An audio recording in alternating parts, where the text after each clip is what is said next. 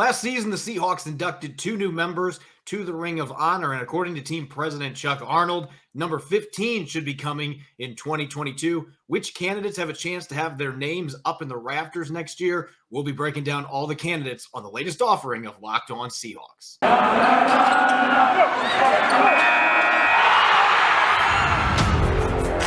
You are Locked On Seahawks, your daily Seattle Seahawks podcast. Part of the Locked On Podcast Network, your team every day.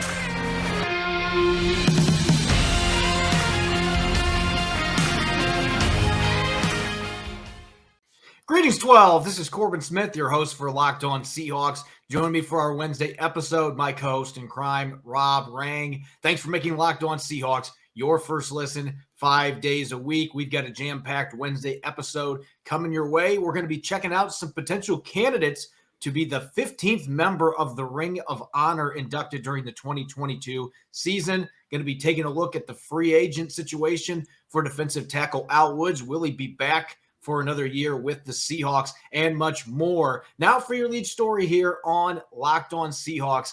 Over the years, the Seahawks have developed a reputation for having one of the loudest, most intimidating venues in the NFL. You can make an argument in professional sports. And when the Seahawks were making runs to the Super Bowl and deep into the postseason in the early 2010s, nobody wanted to play at CenturyLink Field. But that home field advantage has dissipated some in recent seasons, including the Seahawks going 3-5 last year on their home turf. First time they've had a losing record there in over a decade. A very disappointing season all the way around, but especially the effort in front of home fans. And you could see that some of that luster that's been there with this being such an iconic stadium, revered for the noise, that luster just was not there last season. So Chuck Arnold on KJR on Monday, President's Day show, said that they're going to be implementing a few changes to try to help that fan experience and get Lumen Field rocking like it used to be. Most notably, Rob, they are putting in 2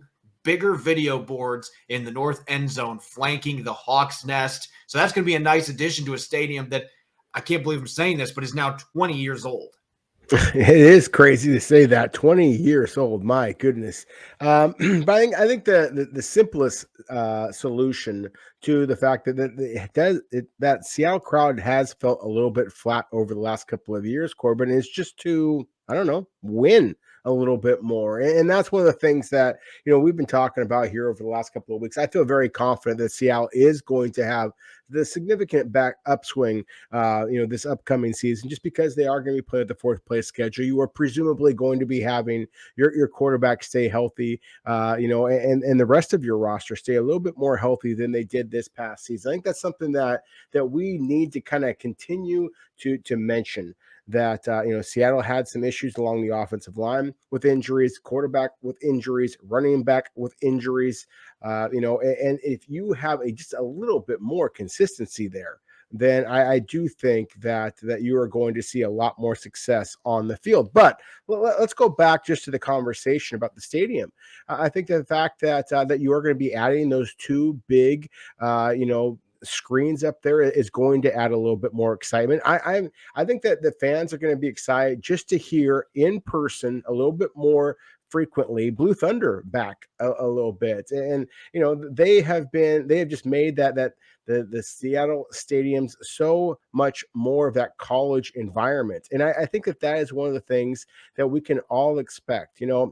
For years there, it felt like it wasn't just the 11 men who were on the field for Seattle on offense, defense, or special teams. It was the 12th man that every opponent knew that they were not going to be just playing those 11 players on the field. They're going to be playing against the 12th man as well. And I do think that is something that Seattle is going to be able to bring back. And when they start winning a little bit more consistently, I feel very confident you're going to hear the 12th man, them loud and proud, and that voice behind them, and make Seattle the incredible, difference-making crowd that they have been in years in the past. Yeah, I think you can add video boards, you can add different upgrades to your stadium, but I think it's telling. I mean, I understand that, again, this is a 20-year-old stadium. You have to start making some upgrades to keep it near the top of the NFL stadiums, because you have all these new stadiums that have been built in the last 5 to 10 years. And so Lumen Field, as old as it is now, maybe it's not viewed as one of the top 5 or top 10 best stadiums. And so they're trying to keep up with the Joneses without rebuilding a new stadium. And to do that, you have to put in new video boards and stuff like that. So it is an exciting development, but I agree with you.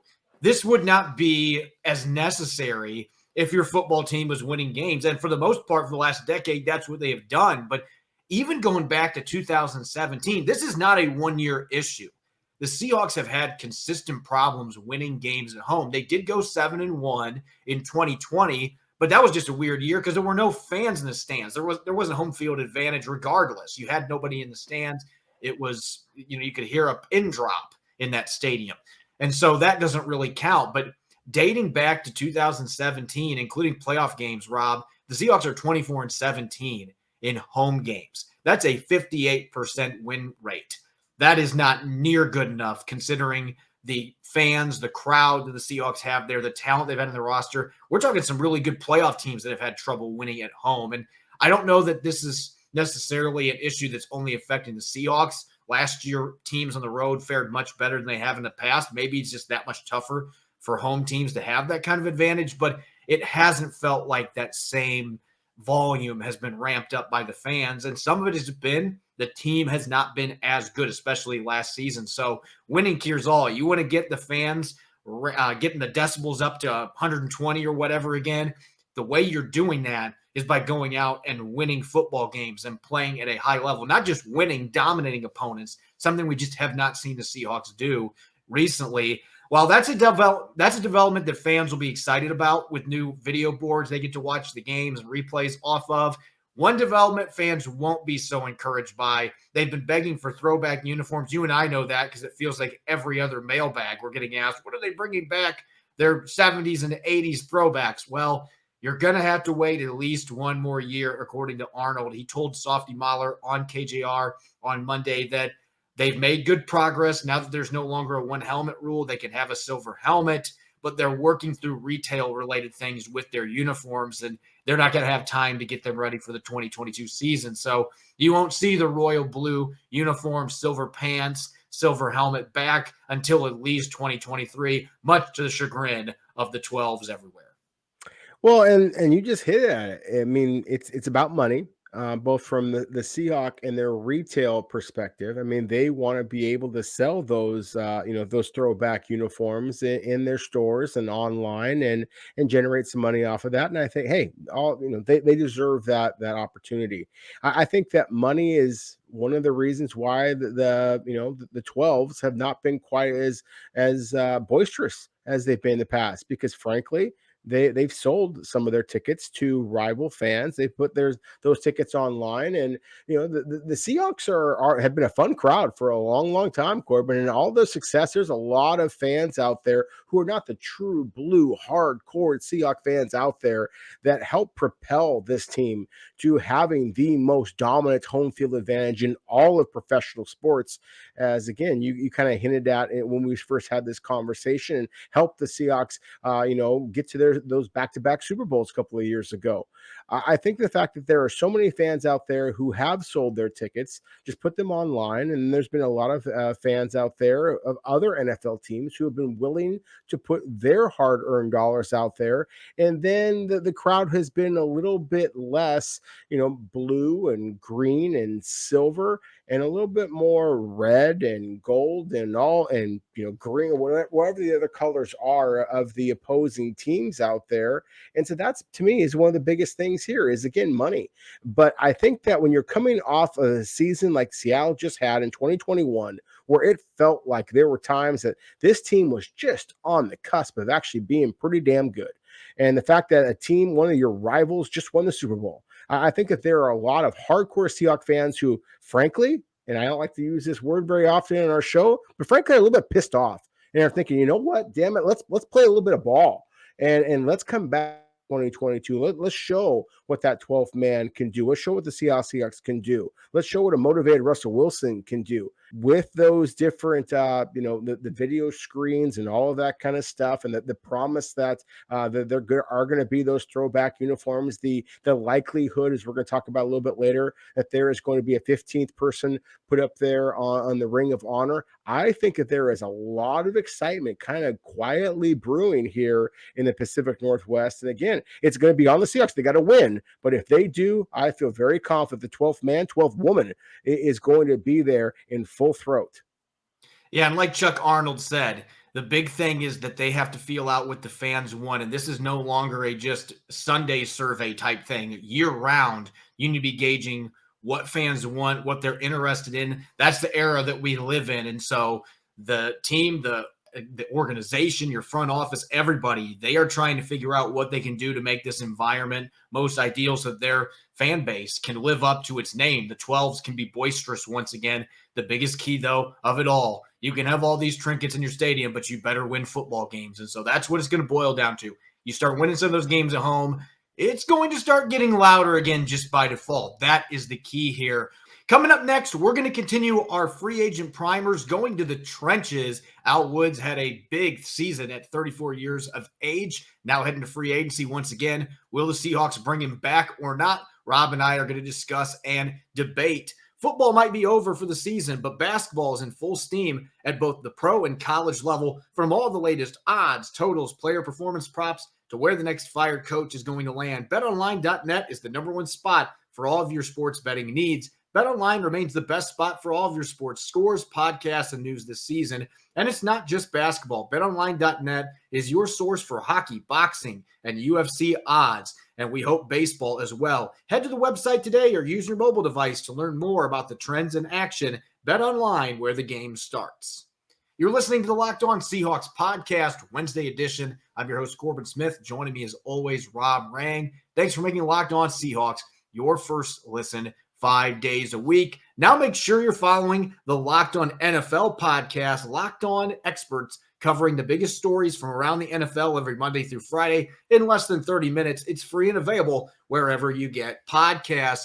Continuing to go through Seattle's 15 unrestricted free agents. Yesterday, I looked at cornerback Sidney Jones, why he will be back, why he won't be. We're going to move up to the defensive line today. And Al Woods, what a season that he had for the Seahawks in 2021. Aside from maybe Quandre Diggs, maybe Bobby Wagner and Jordan Brooks. I guess if you're looking at consistency, Diggs is probably the only other player that you could maybe say was more consistent than Al Woods last season. Career highs with 50 tackles, 18 quarterback pressures, according to Pro Football Focus. He was at times an unblockable monster in the middle at 335 pounds. He took over games in the trenches. And this is a guy that you and I were both somewhat skeptical when the Seahawks re-signed him, that he was going to be able to make that much of a difference because he was 34 years old. He didn't play at all in 2020. He sat out the entire season. And we're talking a big dude, again, 335 pounds. There were questions. What kind of condition is he going to show up at training camp in? And he answered those questions immediately. He showed up. He was big like we expected, but in outstanding shape, had an outstanding training camp. And all of those concerns were immediately silenced. And again, what a season that he put together. One of the more valuable defenders for the Seahawks. And Bobby Wagner and Jordan Brooks, all those tackles he made, you can thank Big Al Woods for keeping you free to make those tackles. Just absolutely physically dominant at times. I mean, just truly a remarkable season. As you said, Corbin, I mean, we both kind of question whether Seattle should be, bringing him back. I mean, I certainly made the argument that, go younger, go cheaper. You have Brian Monet out there, been intrigued by what he showed. And all Al Woods did was become arguably their most consistent defender a season ago. I mean, it's a spectacular season. You mentioned some of the numbers, the 50 tackles career high. The 1.5 sacks. People see that 1.5 sacks. They think, oh, he didn't make an impact. I mean, are you blind? Are you watching these games? I mean, he was unbelievable. The 18 quarterback hits, the 5 quarterback hurries, both of them career highs. It's funny that there's been so many stories told about Al Woods. A guy coming out of LSU, he's the farmer. I mean, he looked like a horse out there with the way that he was able to just kind of push people off of the line of scrimmage. I mean, just he is I've talked before about the fact that I just didn't see a lot of junkyard dogs on Seattle's defensive line. I mean, junkyard dogs. I mean, he, again, what was just that he was the farmhouse dog. I mean, he was the guy in overalls, the way that, Vince Wilfork, there was an old picture of him back in the day wearing a pair of overalls. I mean, that's, no shirt underneath. Yeah, Bill O'Brien's exactly. just laughing hysterically. I mean, that's exactly what Al Woods was there for Seattle. And he looked like when the season was really going downhill and it felt like there was very few things to get excited about, Al Woods was still whooping some butt, and making the season fun to watch. And so I think that, we just kind of listed a whole bunch of reasons of why Al Woods was great this last year. To me, the big conversation, of course, is he going to be able to duplicate that success this next year? But I think the fact that he was as good as he was, the fact that he is likely to be able to come in, I would expect a similar contract to what he had a year ago, 1 year, $2.5 million. The fact that you are expected to be playing a little bit more of a 3-4 scheme. I mean, at his size, he's 6'4", listed at 330, but probably closer to 360. I mean, that might be your perfect nose guard and certainly could play that outside defensive end role, that Red Bryant had played at a similar size previously. I think that his positional versatility along a 3-4 front only increases his value. So I would definitely be one of the guys pounding the table that I think Al Woods should be retained because, again, he is as productive as he was. He is a veteran leader, and he does offer the positional versatility in a potential 3-4 front. I think that almost demands that Seattle bring him back. Yeah, normally when we're doing these segments, we have several pointers why they should re-sign the player and several points why they shouldn't or why the player won't be back. Sometimes it's not them, it's the money to bring him back. In this case, I was having a very hard time coming up with any reasons why he shouldn't be back because I do think that he wants to come back. He already stated that the day after their season finale that he was already talking to John Schneider and company about coming back in 2022. So I think that the writing's already on the wall here.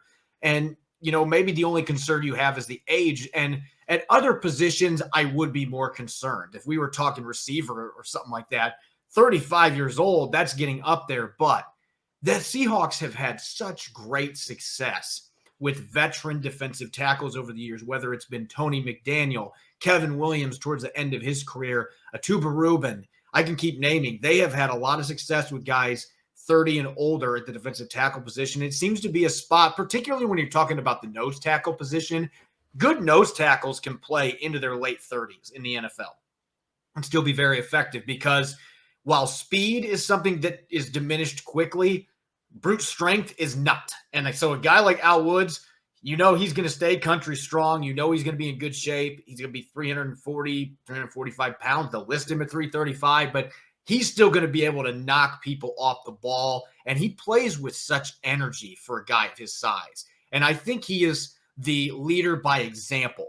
Some of the other guys in this defense might be more vocal. We see him get excited when he makes plays and his celebration dances that he has in the backfield. I mean, you got to give him credit. He's creative with that stuff. Maybe not the belly roll that Brandon Mebane used to have, but he knows how to celebrate and enjoy big plays when he makes them, and he did it a lot for them last year. I just think even with his age, how well he played last year, even if he regresses a little bit, he is still the best nose tackle you have in your team. He's durable. This is a guy that plays week in, week out. His teammates love him. They were vouching for him to make the Pro Bowl last year, several of them, and he should have probably been considered. If you're looking at pure nose tackles, he was as good as any nose tackle in the NFL last year. He was just fantastic. So, you look at the age, that would be maybe the one obstacle, or if you can find a younger option that you think has more upside, I could get that. But I would be stunned if Al Woods is not back next year. So I'm saying 1 year, $2.75 million. You give him a little bit more money than last year because he earned that, but I think that's appropriate for a nose tackle. He wants to be here.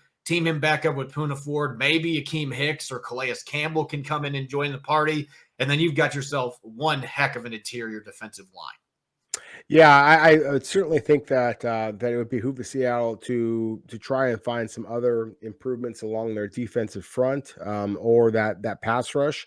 But yes, I absolutely believe that the Seattle should be trying to bring Al Woods back for all the different reasons that we just mentioned. So if I was going to switch my cap here for just a moment, the age is a factor.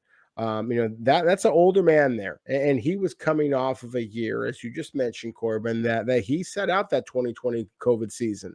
And so he was as fresh as he is going to get. And now, of course, he played all 16 games for the Seahawks a year ago. You're asking him to do the exact same thing. And I think that there was very limited expectations of what he might be able to do a year ago. And so he just exceeded all those expectations. Well, now those expectations are sky high. And so if he does not live up to that contract, then I think that he could be somebody that Seattle wants to play a little bit of hardball with, because I don't think that there's going to be a lot of other NFL teams out there who are going to be willing to throw that kind of dollars at him. So if we're going to be in the predicting business, then I think that it's going to be a similar contract to what he had with Seattle a year ago. 1 year, $2.5 million. You mentioned 1 year, 2.75. I think that you have to have a whole bunch of bonuses in there. I think you have to continue to motivate this man because, again, those big guys, sometimes they get to eat in a little bit of jambalaya or whatever, kind of tip of the cap to the LSU, guy there. So I think that you have to make sure that you protect yourself, because I just think that if Seattle is indeed going to be switching to more 3-4 principles, then you have to keep this man as motivated as possible, because again, he was a difference maker a year ago. But at the same time, the key thing there to say is not just difference maker, it is a year ago. So I do think that Seattle has to be able to kind of try to drive a hard bargain to be able to make sure that Al Woods is that difference maker again in 2022. And I don't think they're going to have to worry about trying to spend too much money to bring him back. So really, at the end of the day, I think this can be something both sides want. Again, I'll be very surprised if Al Woods is not back for what would be his fourth season in Seattle and his third stop with the team. And maybe somebody else will throw some money at him, but I'd be surprised with his age. I think both sides want this to work out in 2022. The Seahawks are going to be inducting another member to the Ring of Honor next year after having 2 inductees during the 2021 season. Of course, Chuck Arnold didn't give any hints who the player is going to be. So Rob and I are going to try to figure it out, looking at a number of potential candidates here coming up in the third quarter. This is the time of year that I've pretty much given up on all of my New Year's resolutions, but not this year. I'm sticking to my resolution to eat right, thanks in large part to Built Bar. It almost feels like it's not really a resolution because I actually enjoy eating them. You can see the 2 empty boxes downstairs as proof. If you haven't tried Built Bar Puffs, you're missing out. One of the best tasting Built Bars out there. They're protein-infused marshmallows, fluffy, marshmallowy, not just a protein bar. They're a treat and covered in 100% real chocolate. Puffs are a fan favorite with some incredible flavors. Coconut marshmallow, my personal favorite, banana cream pie. They're so good. These are going to be your new favorite. All Built Bars, including Puffs, are covered in 100% real chocolate, low calorie, 4 grams of sugar, 4 net carbs, and 17 grams of protein. Compare that to a candy bar, which usually has around 240 calories, 30 grams of sugar, and dozens of net carbs. It's not even close when you're looking at a pre-workout snack. Tons of great flavors for regular Built Bars as well. Coconut almond. This month, they've got white chocolate cookies and cream. Absolutely delicious. New flavors coming out all the time. Go to Built.com and use the promo code LOCK15, and you'll get 15% off your order. That's LOCK15 for 15% off your order at Built.com. You're listening to the Locked On Seahawks podcast, Wednesday edition. I'm your host, Corbin Smith. Joining me as always, my co-host in crime, Rob Rang. Thanks for making Locked On Seahawks your first listen 5 days a week. Last season, the Seahawks inducted 2 new members to the Ring of Honor. Didn't get a chance to do that in 2020. No fans in the stands. It wouldn't have made any sense to induct a new member of the Ring of Honor then. But Matt Hasselbeck and Mike Holmgren, 2 Seahawks legends, had their names put up in the rafters last year. And according to Chuck Arnold in his interview on Monday with Dave Mahler of KJR, they are going to be inducting a 15th member in 2022, but no hints, of course, no hints last year when they first said they were going to be inducting 2 new members of the Hall of Fame, or 2 new members to the Ring of Honor. And this year they've got no hints as well. So Rob, what we're going to be doing, and this may seem similar because we did this last year, and Holmgren and Hasselbeck were 2 of our names that were on the favorites. And obviously they were the selections ultimately that were picked. So we're going to do it the same format as last year. We're going to look at a handful of candidates in the favorite category, the sleeper category, and this year we're adding the way too early category. So we've got a number of worthy candidates that maybe at some point all of these men will be in the Ring of Honor, but only one of them gets selected this year. Let's start with the favorites, Rob. In your opinion, who is the number one favorite that isn't in the Ring of Honor to this point that ends up getting inducted this year? My number one favorite, Corbin, you just did the advertisement for Built Bar. You just kind of mentioned that, the runaway favorite, for you was a certain type of Built Bar. I mean, for me, the number one favorite, the runaway favorite is Kam Chancellor. I just think that when you combine what he did for the Seahawks on the field, off the field, his entire NFL career was in Seattle, the impactful plays that he made in their, lone championship season, to me, then, number 31, I think absolutely deserves to be in the Ring of Honor. And that's with all due respect to all the other players that we're going to mention here. Well, we're going to mention roughly a dozen players, and I think you can make a strong argument for all of them. All of them were terrific Seahawks. And frankly, going back to an earlier conversation we were having, Corbin, about how I think that the team and President Chuck Armstrong can just rile up the Seahawks crowd that much more. I think that they can start inducting some of these men into the Ring of Honor a little bit more consistently. I think that it's just a guaranteed way of honoring your heroes, your superstars of the past, while also celebrating your heroes and your superstars of the present. So to me, there's a lot of players out there that I think deserve these honors, but at the same time, for me, the choice is clear. I'm arguing for Kam Chancellor all the way. And I think this is different than some of the other players we're going to be talking about later in the segment that played for the Seahawks in the last decade, and maybe some of them only been out of the league for a year or two. Chancellor's career got cut short by a neck injury, and he's been out of the league since 2017. I believe this next year is the first year he's going to be eligible for the Hall of Fame. Now, I don't know if he ever gets into the Hall of Fame because of how short his career was, but he was a Hall of Fame caliber player when he was out there for the Seahawks with the bone-jarring hits that he delivered. Vernon Davis can tell you all about those. He took about half of them during his time with the San Francisco 49ers, the big plays in the playoffs, that pick six against the Panthers when they got back to the Super Bowl that year. Just a number of iconic plays, and really he was the heartbeat of the defense, in my opinion. And so I do think that he's one of the favorites, even though it's only been a few years since he's been out. It's been long enough that I could see the Seahawks going with a more modern candidate this year, somebody that has played very recently, and putting number 31 up in the rafters. I'm going to go way back in Seahawks history, though, for my favorite. And if you were listening to me with Ian Furness yesterday on KJR, I talked about Joe Nash, and 15 years in the NFL, an undrafted player coming into the league. And within 3 years, he was a first-team All-Pro in the middle for the Seahawks. Their 3-4 front, their three-man front. He was fantastic. Just an outstanding football player, a mean football player, played with an edge, and he did it for so long. Over 200 career games, Rob, from 1982 to 1996. He played like 5 years into Cortez Kennedy's career. Those two played together. Just an incredible career, and I feel like a lot of younger Seahawk fans, understandably, they don't know what Joe Nash did. I only got to see a handful of Joe Nash's games late in his career. I've watched some of his 80s games in replay, but I would have had no idea how dominant of a player that he really was. But we got to get Joe Nash in there, one of the iconic players from the 80s that never got enough pub because the Seahawks way up here in the Pacific Northwest, they didn't win Super Bowls. They were not your household name. They were not the America's team like the Dallas Cowboys were. And so there were a lot of really good players that got overlooked. And Joe Nash, kind of one of the poster children of that movement, not getting the recognition he deserves. Get Joe Nash's name up there. To me, he's got to be one of the favorites because he's long overdue. He is long overdue. And I think that the Seahawks should have highlighted Joe Nash, a long time ago. And that is the biggest reason why I could argue that I don't think it's going to happen now.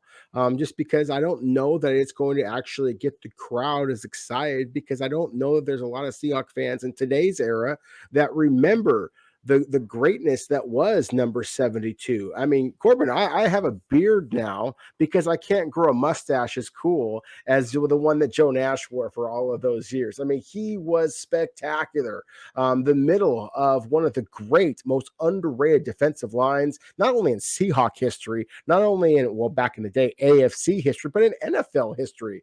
Between him, Jeff Bryant, Jacob Green, I mean, just absolutely spectacular. There were some out there who used to use the term the China Wall because they were absolutely unbreakable. And Joe Nash was the middle of that defense. So I 100% agree with you. He deserves to be up there. I would be surprised if he is the choice here, just because, again, we live in 2022 crowd where it's the what have you done for me lately kind of mentality. And I just don't know that a lot of fans out there really recognize what Joe Nash brought to the Seahawks. But I certainly do. Clearly, you do as well. I think the Seahawks should recognize Joe Nash. And I think that the NFL, frankly, hasn't given him enough credit for his contributions to the Seahawks as well. Yeah, one other name we can throw on here. We've talked about Shaun Alexander a lot. You got to see Mike Holmgren and Matt Hasselbeck go into the Ring of Honor last year. Walter Jones already is in the Ring of Honor. But the MVP, the 2005 rushing title winner, for 1 year, all-time scoring leader for a single season, Shaun Alexander is yet to make his way to the Ring of Honor. And Ian Furness was arguing, you just put in Holmgren and Hasselbeck. You've already got Jones in there. It is time to wrap up that historic group from the mid-2000s. Let's get Alexander, number 37, up in the rafters. And I would have no issue with that. I've been arguing Alexander should be getting way more Hall of Fame buzz than he is. 5 straight seasons with over 1,100 rushing yards, double-digit touchdowns, a couple of rushing titles. This guy was fantastic and a big-bodied guy that didn't run like a big-bodied guy. He was a glider, but that elegant running style was so fun to watch, especially going behind Walter Jones and Steve Hutchinson. So he is another name certainly to watch. Let's go now to the sleepers, maybe some names that are maybe being overlooked that have an opportunity to get inducted into the Ring of Honor. Who would be your first sleeper, Rob, when we're looking at candidates for this 15th spot? Well, I think, again, we just mentioned Joe Nash. I think that he could qualify as a sleeper. I think that, his running mate, Jeff Bryant, doesn't get it nearly as much attention as, say, Jacob Green did. And even Jacob Green hasn't got as much attention as he deserves. I think that it's a travesty that he is not in the Hall of Fame, as we had that conversation yesterday. And I would say one thing, going back to the previous conversation here with Shaun Alexander, almost conspicuous by his absence. Just such a spectacular player for the Seahawks. As you mentioned, the team's only MVP, obviously helped Seattle go back to that Super Bowl, qualify for the Super Bowl against the Pittsburgh Steelers. Just a beautiful athlete in so many different ways, just how he did glide. So to me, again, going back to the sleeper candidates, Jeff Bryant would be one that I certainly would mention. If we're going to have that conversation about running backs, however, Shaun Alexander, as I talked about just a moment ago, I think that you also have to mention a running back who was incredibly productive, incredibly consistent for a relatively short amount of time. And no, I'm not talking about Marshawn Lynch. I think that we have to talk about him in just a moment here. But I think you got to talk about Chris Warren. Number 42 was a spectacular player, and he did play up to his size. So to me, he is another one that I think that we could be mentioning here if we're going to throw out that word sleeper. Yeah, Chris Warren had four straight 1,000-yard seasons. He started his career as a kick and punt return specialist, evolved into one of the best running backs in football. 2 times he was a second-team All-Pro, and we've talked about this a lot. Those teams in the mid-'90s, they were not good. Those were not good football teams. If you put him on the team from the 2000s, 2010s, probably looking at a guy that's putting up 6,000, 7,000-yard seasons. And we might be having Hall of Fame discussions because there were a few years there where he was playing at that type of level, had 1 year with 15 rushing touchdowns as well. And again, had those numbers playing for a team that struggled to find a quarterback. The offensive line was hit and miss. So overall, a very productive career for Chris Warren. I think another guy that's worth mentioning when we're talking sleepers, going to the defensive side of the football, it's amazing to me that Marcus Trufant only played in 1 Pro Bowl. He had 1 Pro Bowl nomination his entire career. and he spent the entirety of his career in Seattle. He was briefly with the Jacksonville Jaguars towards the end of his career, but most of his career was in Seattle. He was a homegrown kid, played at Washington State from the Tacoma area. So to me, that adds another thing to his resume for being in the Ring of Honor. You know that Marcus Trufant is beloved by the fan base here, but 21 career interceptions, 110 plus pass breakups in his career. He was outstanding and get his hands on the football, was one of the best defensive players on that first Super Bowl team back in 2005. I think you look at the production, you look at the class act that he is off the field, the connections that he has to the Pacific Northwest, being born and raised here, playing at Washington State. That is a player that certainly didn't have a Hall of Fame resume, but he absolutely should be in the Ring of Honor at some point. So another guy from those mid-2000s teams that I think absolutely belongs up there with his name in the rafters. No, I can't disagree with you. I remember watching Marcus Trufant. Isaiah Trufant. I mean, the Trufant family are truly legends in the entire Pacific Northwest area. All of them wound up going to Wilson High School in Tacoma, playing all over the state at UW with Desmond, Marcus at Washington State, and then Isaiah at Eastern Washington. All spectacular players, all who played in the NFL. I mean, a spectacular family. And of course, what Marcus Trufant did for the Seattle Seahawks, number 23, was a spectacular player, should be someday in Seattle's Ring of Honor. But kind of like, we talked about before with Joe Nash, I just don't know that moves the needle enough to actually be the guy who is going to get that type of acknowledgement at this point. He probably should. It's probably over, it's probably too late now. And frankly, I think that he should have been acknowledged a little bit earlier. I'm going to mention another guy who should have been acknowledged a little bit earlier in terms of the Ring of Honor. He just got the Hall of Fame, and that being Steve Hutchinson. Again, as you mentioned, Corbin, about what they've done on the field as well as off the field. Steve Hutchinson left Seattle, of course, wound up going to the Minnesota Vikings, the poison pill, all that kind of stuff. But what he has done for the Seahawks since coming back and now being a valued member of their scouting staff. Just went to the Senior Bowl, East-West Shrine Game, saw him there, helping the Seahawks scout the offensive line. He truly deserves this type of acknowledgement as well. And then that just kind of leads us into this conversation about, okay, the guys who are, maybe have been in Seattle's history too long. What about the guys who have been, it's been too short of a span since when they retired to now? And to me, just like a Kam Chancellor, I think that he just kind of glares out there as a guy that should deserve this honor. To me, the one guy who is on our list here of the probably too early group is Marshawn Lynch. You talked about him a couple of episodes ago with me, Corbin, about how just what an iconic player he is, and he absolutely is that. I just don't want to put him up in the Ring of Honor because I want to someday convince him to try to play one more round with the Seahawks because what a spectacular player that he is. I thought that we might see him during the halftime show with Snoop and Dre out there. I was expecting to see Marshawn Lynch jump onto a cart and ride through the middle of that performance. I mean, he is just that type of personality. He is bigger than the Seattle Seahawks, and I don't say that very often. And so I think with all the respect, all of the accolades, all of the production, that he brought to Seattle, he deserves to be on that Ring of Honor sooner rather than later as well. Yeah, he's going to be there before too long, I think. I just don't see it being this year because he's only been out of the league for a couple years. I do think he's in that way too early division. Certainly qualified when you look at the production. 4 straight seasons with 1,200 more rushing yards and double-digit touchdowns. He was the heartbeat of that football team. You could argue Kam Chancellor on defense, but Marshawn Lynch was what made that entire team roll. When he was getting the ground game going, trucking through guys, it inspired the entire team and his personality as well. I think some fans think that he was not, they're like, his attitude, the way he handled interviews and stuff. There's no way he was popular in the locker room. He was beloved in the locker room. Everybody wanted Marshawn Lynch on that football team. The coaches loved him. Certainly he created some headaches at times with his personality, but they wouldn't have it any other way with the production they got from him on the field. I've got 2 other quick names I'm going to throw out here before we wrap up.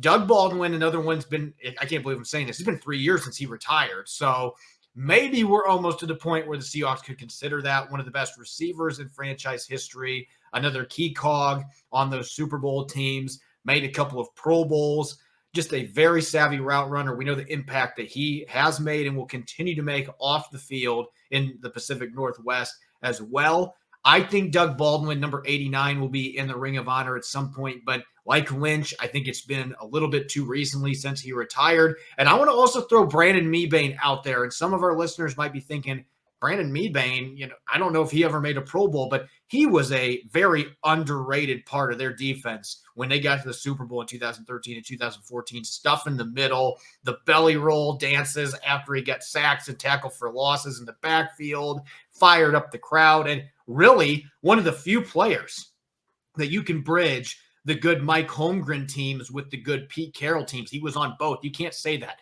about very many players that were on that Super Bowl team in 2013. Brandon Mebane really stood out there. He played at a high level for a long time on Seattle's defensive line. And so while he may be a long shot with all these other candidates out there, if they did pick him for the Ring of Honor, I wouldn't bat an eye because I think he had that kind of talent. I think he was that important to the Seahawks finally getting a Lombardi trophy in 2013. As always, thanks for making Locked On Seahawks your first listen 5 days a week. Now make your second listen to Locked On NFL Draft Podcast. Ryan Tracy and former NFL cornerback Eric Crocker bring the NFL Draft to life every day with insight and analysis on college football prospects and NFL front offices. They also sometimes have some special guests I've never heard of by the name of Rob Rang.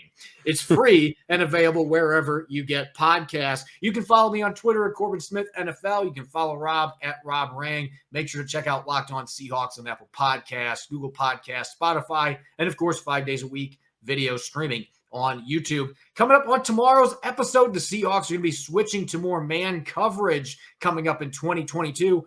What does that mean for the cornerback group for the Seahawks as they head into free agency? Rob and I will be breaking it all down on our Thursday episode. You won't want to miss it. Thanks for listening in. Enjoy the rest of your Wednesday. Go Hawks.